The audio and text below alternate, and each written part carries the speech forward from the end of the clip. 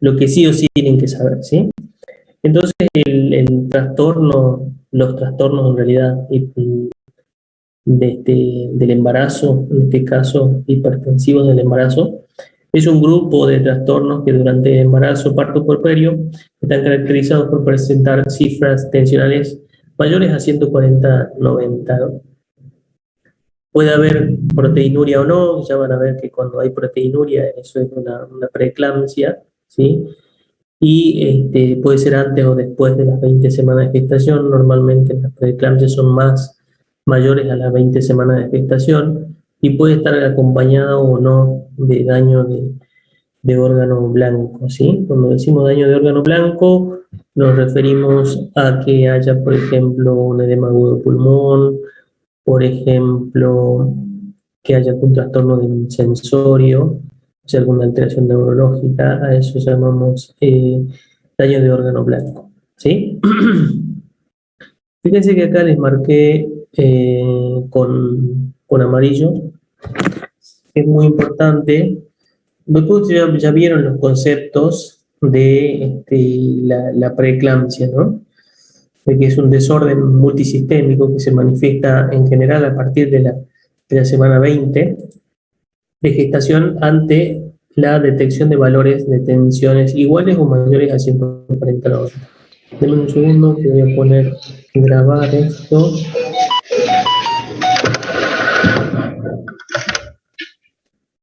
Recording in progress. Bien. Entonces, el medicamento que normalmente se da en un principio cuando la paciente... Hay alguien que tiene activado el teléfono, perdón, el audio. Ya les digo quién es, a ver. Bien, ahí lo cerraron. El tratamiento bioral, o sea, cuando una paciente va a la salita, se hace los controles y empiezan a tener valores elevados, pero todavía no tiene ningún otro signo ni síntoma, pero ya empieza a tener valores elevados, normalmente se le da este medicamento que se llama alfa-metildopa. Es el medicamento que se le da a las embarazadas. O sea, a las embarazadas no le podemos dar enalapril, lotrial, losartán, ninguno de esos medicamentos que se dan normalmente para la hipertensión arterial en el paciente que no está embarazado.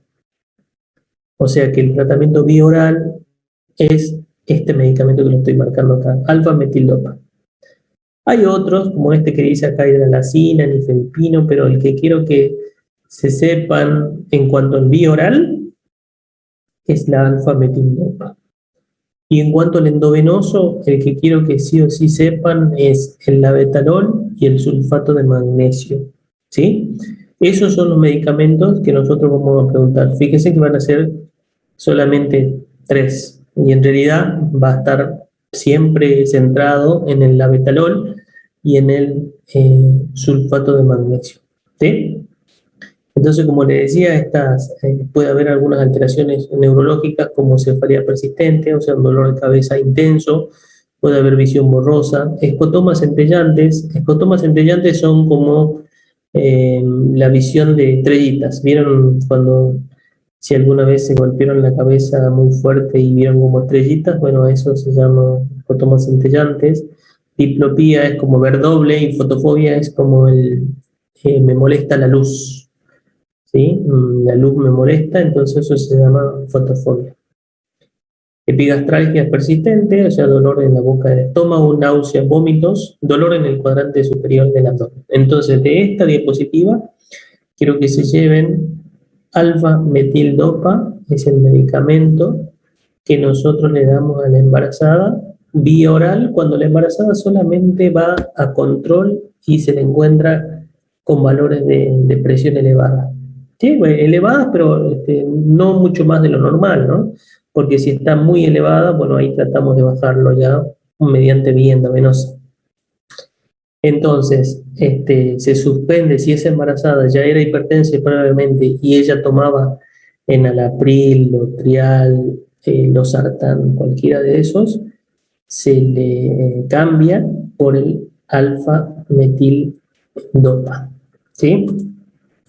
Eso es lo primero que quiero que quede claro. Bien, entonces ya saben que es la preeclampsia y la eclampsia es el desarrollo de convulsiones, ¿no? La eclampsia ya es las convulsiones, esto que llamamos tónico-clónica, ¿sí? Este, ¿Saben lo que es tónico-clónica? ¿O a qué nos referimos con tónico-clónica? Giselle Díaz, ¿qué es tónico-clónica? Tónico puede ser que es con la contracción del músculo, profe. Claro, tónico es cuando se pone duro el cuerpo y se pone en un estado rígido, es un estado tónico. Y el estado clónico, Mm, ay, no.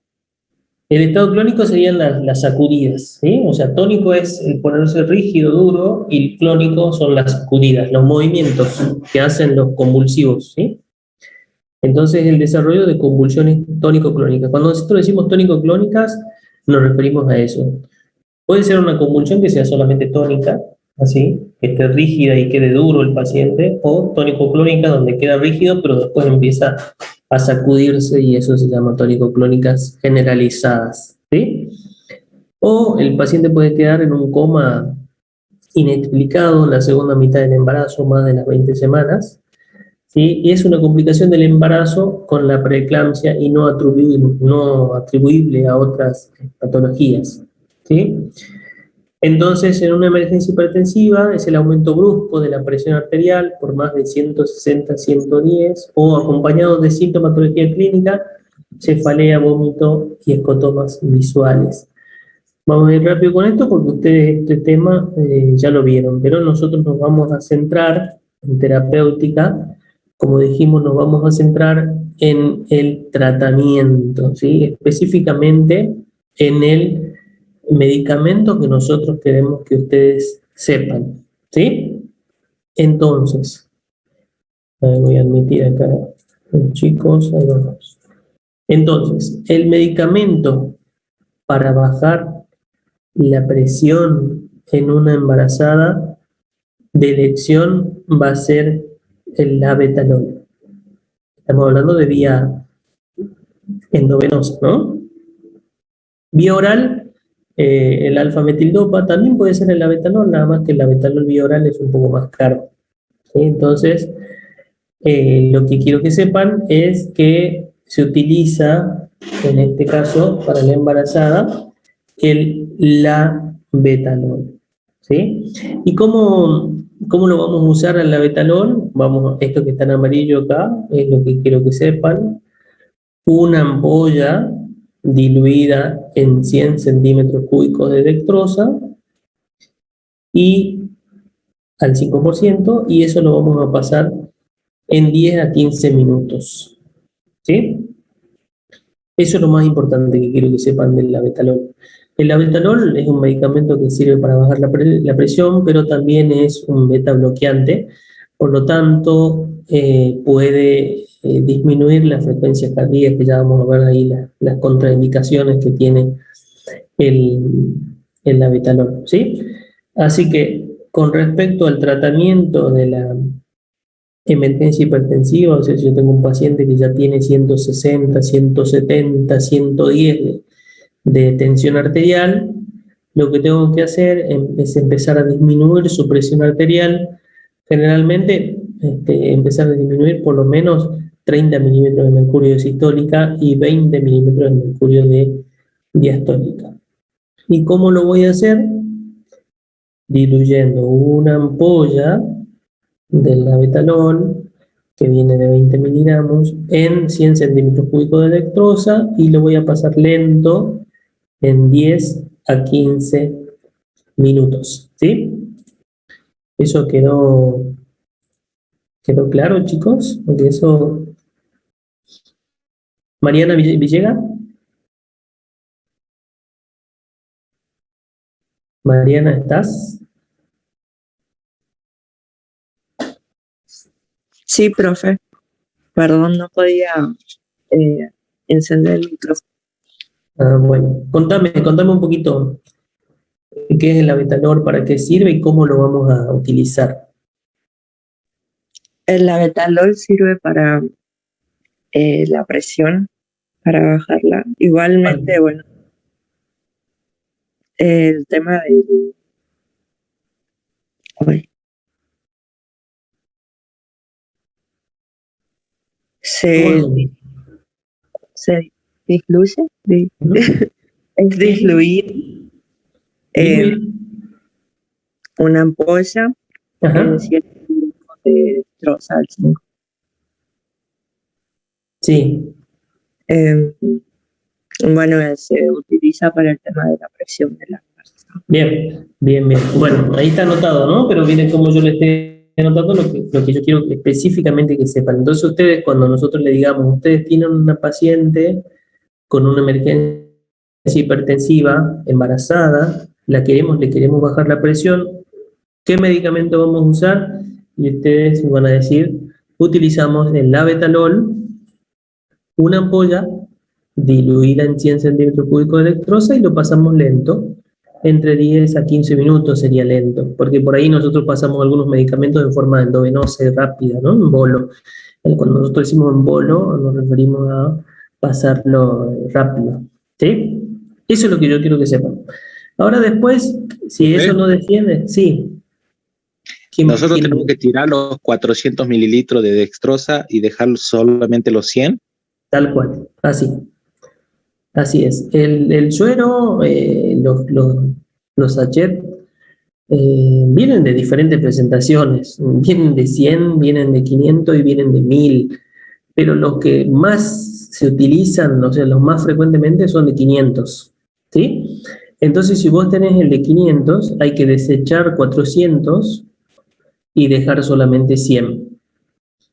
Cuando tengas los 100, le vas a agregar una ampolla del labetalol y lo vas a poner a gotear, de manera que eso termine de gotear en 10 a 15 minutos. ¿Sí? ¿Se entendió? ¿Quién preguntó? ¿Y cómo hacemos el cálculo? ¿Cómo hacemos el cálculo de...?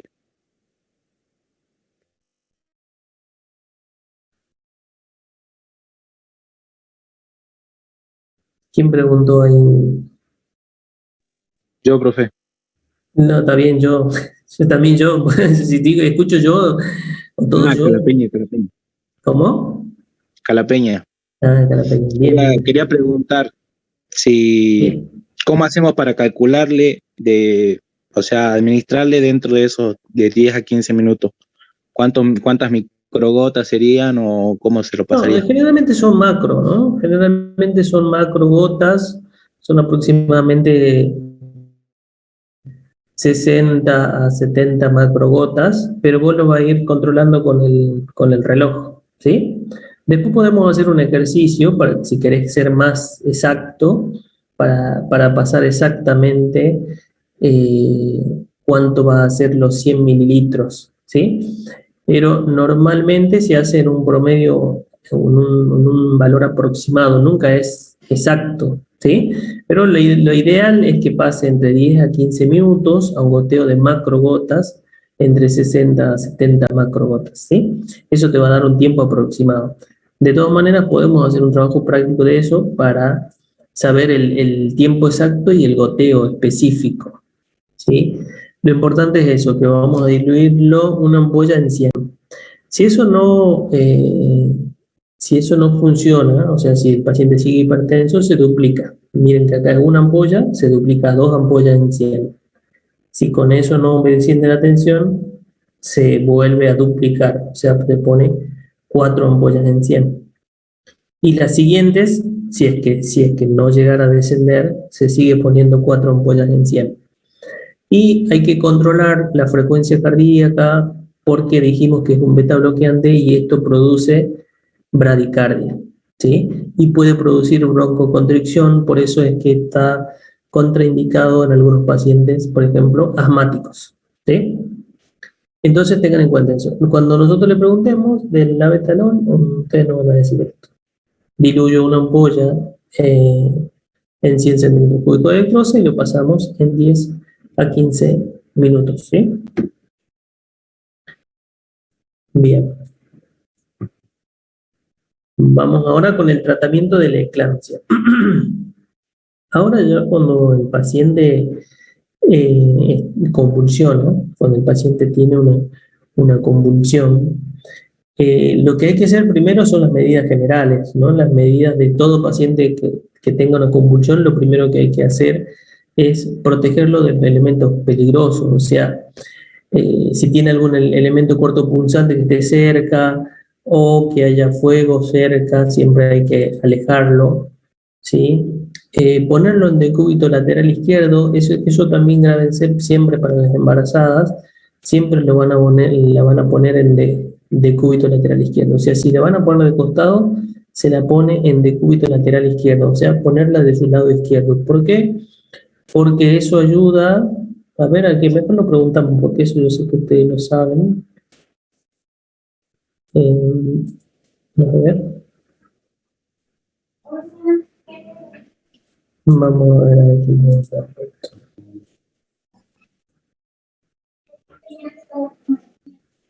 Bien. Juliana Delgado. Sí, profe. Contame, ¿por qué se pone la embarazada en decúbito lateral izquierdo? O sea, ¿por qué lo ponemos de costado izquierdo?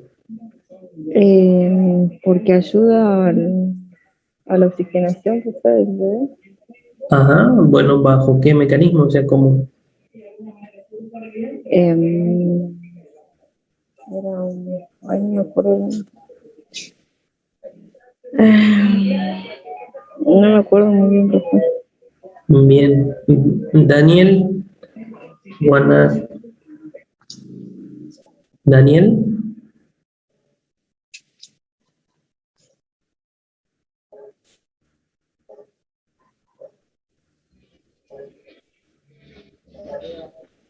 Te escucho, Daniel.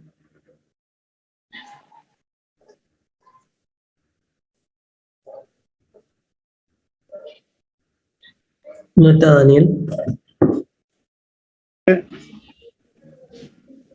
Sí. Profe, bueno.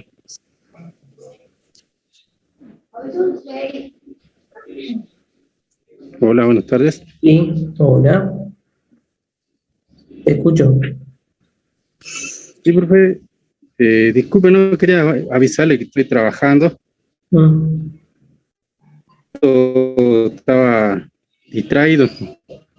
Ajá. Bueno. Bueno, Rodrigo Vergara.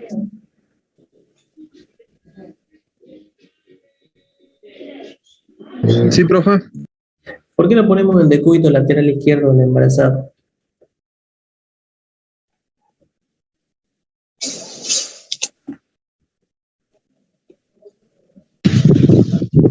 Para protegerlo.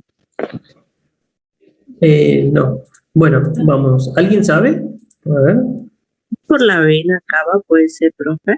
Por Bien. los grandes vasos sanguíneos. Es por el retorno venoso de la vena cava inferior, ¿sí? La vena cava inferior está hacia la derecha. Por lo tanto, si yo la pongo a la paciente de su costado derecho, lo que voy a hacer va a ser con el mismo peso del bebé, voy a presionar la vena cava inferior. Al ser una vena se colapsa y entonces no favorece el retorno venoso, ¿sí? Entonces cuando le preguntemos por qué se la pone la embarazada del lado izquierdo, es para favorecer el retorno venoso de la vena cava inferior, ¿sí? Por eso dice acá decúbito lateral izquierdo. Lógicamente le vamos a poner una vía, generalmente con solución fisiológica, aspiración de secreciones si es que fuese necesario, ¿sí? Ojo con meter cosas en la boca de los pacientes convulsivos porque ellos tienen contracción del macetero de la boca y entonces pueden morder o romper todo lo que ingrese en la boca, ¿sí? Bien, vamos a lo que nos importa.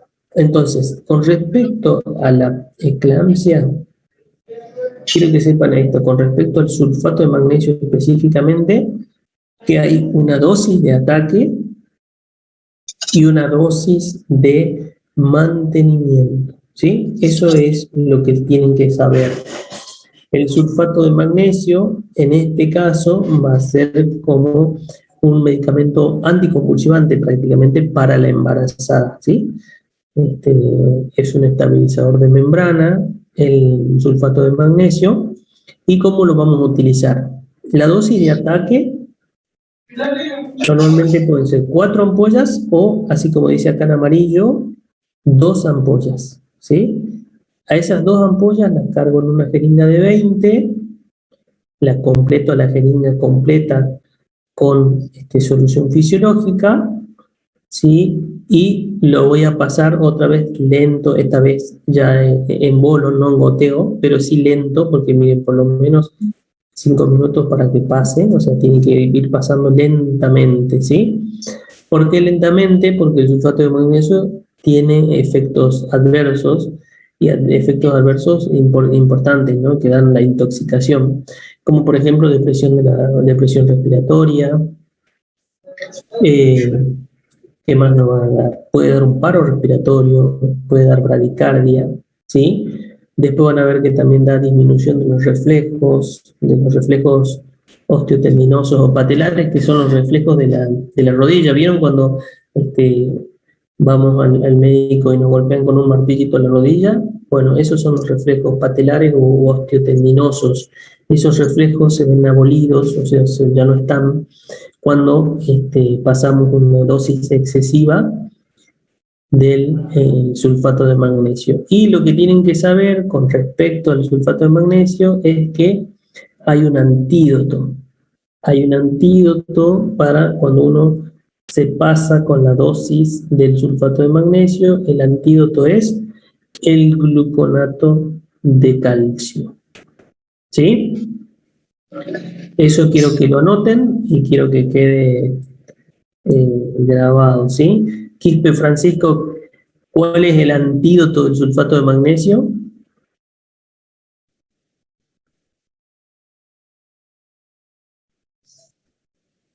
¿Está Francisco?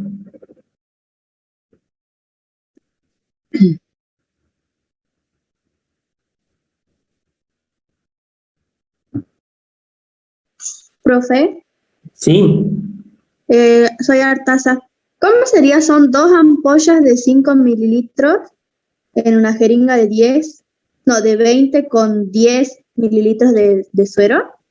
Sí, no te compliques la vida con eso, pero es así, tal cual lo estás diciendo. Las ampollas vienen de 5 mililitros. Y entonces, si vos pones 2 ampollas, serían 10 mililitros. ¿Sí? Sí. Entonces le agregás 10 mililitros más para diluirlo, entonces ya tenés en total 20 mililitros, ¿sí? Bueno, Y a eso gracias, profe. Lo vas pasando en forma lenta, ¿sí? Esa sería la dosis de ataque. Bueno. Se puede repetir esa dosis por un total de 4 ampollas, ¿sí? ¿Y el gluconato de calcio cómo se lo administra? Solamente eso. Es una ampolla, ya cuando nosotros tenemos, dijimos, disminución de la frecuencia respiratoria, o en realidad cuando yo tengo disminución de la frecuencia respiratoria, lo que hago es suspender la administración del magnesio. Pero ahora si yo ya tengo un paro cardíaco, un paro respiratorio, que es una emergencia, ahí se lo paso al gluconato de calcio, una ampolla en bolo. Se lo paso, cargo una ampolla en una jeringa y se lo empiezo a pasar directamente en el labón del suero, en el labón del perfus sería, ¿no? ¿Saben lo que es el perfus, no? Profe, ¿sin diluirlo o diluido? Sin diluirlo, en este caso sin diluirlo, porque estamos ante una emergencia y lo pasas lento, pero en este caso lo pasas ya sin diluir. Los medicamentos hacen su efecto igual si vos lo querés diluir en 10, no pasa nada, lo puedes pasar también, pero en este caso, como estamos hablando de una emergencia, si vos ya estás hablando de que el paciente o la paciente tiene un paro, tampoco tenés mucho tiempo para diluir, ¿entiendes? Lo pasas directamente ya en forma, en bolo sería. Bien. ¿Quispe Francisco está o no está? Sí, profe. Sí. Bueno, ¿qué te había preguntado? No terminé. Disculpe, profe, no escuché, pues se me cortó un poco la... Ajá. Bueno, Entonces, ¿qué quiero que sepan de esta parte? Es labetalol y sulfato de magnesio, ¿sí? Entonces, lo que quiero que graben del labetalol es que van a poner una ampolla en 100 centímetros de dextrosa y lo vamos a pasar en 10 a 15 minutos, ¿sí? Eso es con respecto al labetalol. ¿Cuáles son los efectos adversos? Puede dar dolor de cabeza, o sea, cefalea. Puede dar bradicardia, o sea, que la frecuencia cardíaca de la mujer empiece a bajar, ¿sí? Porque este medicamento es un beta bloqueante. Todos los beta bloqueantes producen bradicardia.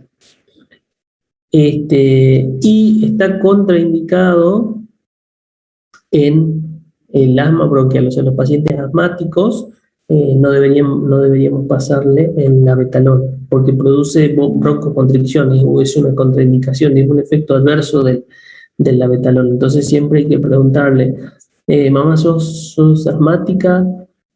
¿Tenés insuficiencia cardíaca, por ejemplo? Raro que tengamos una paciente con insuficiencia cardíaca, pero puede haber. O pacientes que tengan bloqueos a nivel auriculoventricular, ¿sí? O que la paciente ya tenga una bradicardia previa, ¿sí? Pero con respecto al labetalol, me interesa que sepan eso, o sea, que cuando nosotros le digamos cómo van a bajar la presión a una embarazada, ustedes van a decir con el labetalol, ¿no? Lo de vía oral no creo que lo preguntemos, pero sepan que cuando la hipertensión no es sintomática y cuando la paciente va a los controles, a la salita y le dan un medicamento antihipertensivo vía oral, ese medicamento se llama alfa-metildopa, ¿sí? Y con respecto al sulfato de magnesio, quiero que sepamos esto: la dosis de ataque y la dosis de mantenimiento, ¿sí? Y que para el sulfato de magnesio tenemos el antídoto, que es el gluconato de calcio, ¿sí? Eso es lo que quiero que sepan, es lo más importante que quiero que sepan con respecto al sulfato de magnesio, ¿sí? Entonces dijimos, la dosis de ataque, vamos a poner en una jeringa, vamos a poner 2 ampollas de sulfato de magnesio y lo vamos a completar, la jeringa esa de 20, ¿sí? Con el resto de dextrosa fisiológico, no hay problema, cualquiera de los dos se puede diluir y lo vamos a pasar en 5 minutos, lo vamos a pasar más lento, ¿sí? Y la dosis de mantenimiento, ya tenemos un sachet completo de 500 centímetros cúbicos, le vamos a poner 4 ampollas de sulfato de magnesio y a eso lo vamos a gotear a 35 macrogotas, ¿sí? 35 macrogotas van a hacer que gotee este paciente, porque con 35 macrogotas ya son varias horas que nos da este sachet de 500 para nosotros llevarlo hasta el hospital materno infantil. Así que, y que el antídoto es el gluconato de calcio, eso es lo más importante. También tenemos que saber que los efectos adversos son disminución de los reflejos osteotendinosos, que dijimos que esos reflejos osteotendinosos son este reflejo que nosotros le hacemos pegando con el martillito en la rodilla, ¿sí? Puede tener hipotensión, depresión respiratoria, bradicardia, ¿sí? Y en el caso de la intoxicación va a haber disminución de la frecuencia respiratoria por debajo de 16, o sea, va a respirar menos de 16 por minuto, o puede darle un paro respiratorio, bradicardia, o incluso hasta un paro cardíaco, ¿sí? Otro tips que le quiero dar, ¿sí? ¿Alguien quiere preguntar algo? Sí, ¿el sulfato de magnesio también te ayuda a bajar la tensión arterial o tenemos que administrarle aparte también la betalol? Sí, también te ayuda a bajar la tensión arterial porque es un estabilizador de membrana. Pero lo que quiero que sepan es cuando ustedes tengan una paciente de esta, ustedes la tienen que tener monitorizada, tienen que estar con el multiparámetro. La paciente tiene que estar conectada con el tensiómetro, conectada con los electrodos, conectada con el saturómetro, conectada con todo, cosa de que nosotros vamos viendo si bajó o no bajó la presión, ¿sí? Si la paciente se mantiene hipertensa a pesar de estar con el sulfato de magnesio, se le pone también el labetalol en forma conjunta. ¿Sí? Entonces eso quiero que tengan claro. Bien, ¿alguna otra pregunta, chicos? Sí. Y si la paciente es asmática y no se le puede administrar labetalol, ¿continuamos con el sulfato de magnesio? Se hace con el sulfato de magnesio y se la trata de trasladar lo más antes posible porque la solución definitiva de la eclampsia, de la preeclampsia, es que nazca el bebé.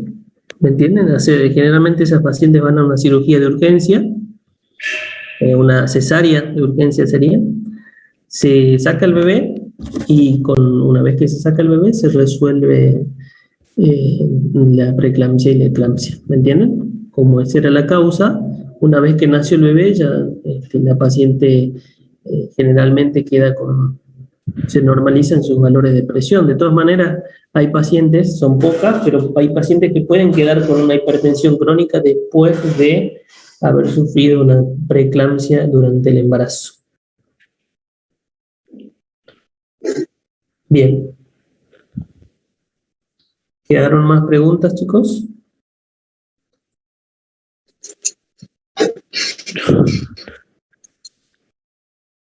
Entonces, fíjense, mirad, yo le estoy dando las preguntas de examen que vamos a tener, sobre todo el examen cuando sea vía oral. Nosotros le vamos a preguntar qué medicación van a usar en el embarazo, en la hipertensión del embarazo, en una emergencia hipertensiva, y si esta paciente convulsiona o tiene una eclampsia, ¿qué medicación voy a usar? Dosis de ataque y dosis de mantenimiento. ¿Sí? Y por ahí también cuál es el antídoto del sulfato de magnesio. Siempre ustedes tienen que tener ahí en la cabeza el gluconato de calcio. El sulfato de magnesio se van a utilizar en dos situaciones solamente, en emergencias. Una es esta, la preeclampsia, eclampsia, y en el ritmo de paro, la torsada de puntas, ¿no? Torsada de points, o en esto que llamamos una taquicardia ventricular polimorfa. ¿Se acuerdan de los ritmos de paro monomorfa y polimorfa? ¿Eso lo vieron o no? Eso no sé si lo vieron. Creo que eso sí lo dio el doctor Caiguarán, ¿no? A ver, Micaela Cayo, Ariana Cayo, ¿vieron eso? Polimorfa y la otra que no me acuerdo, profe, creo que no. ¿No vieron ritmos de paro? Solamente 4. Bueno, esos son. ¿Cuáles son los ritmos de paro?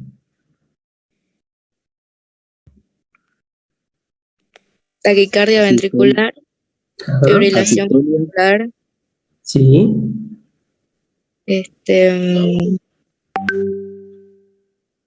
Ay, no me acuerdo los otros, profe.